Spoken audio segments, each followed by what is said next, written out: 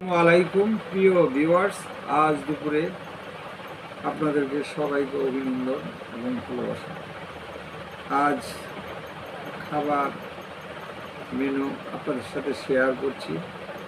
আজকে খাবারে সাদা ভাত, তারপর দেশি চিংড়ি মাছ, তারপর শুটকি, ডাঁটা দিয়ে শুটকি, পেঁপে সবজি এবং ডাঁটা শাক এবং দুধ, খাঁটি গরুর দুধ, নিজের গাভী দহন করে এই দুধ, খাঁটি গাভীর দুধ।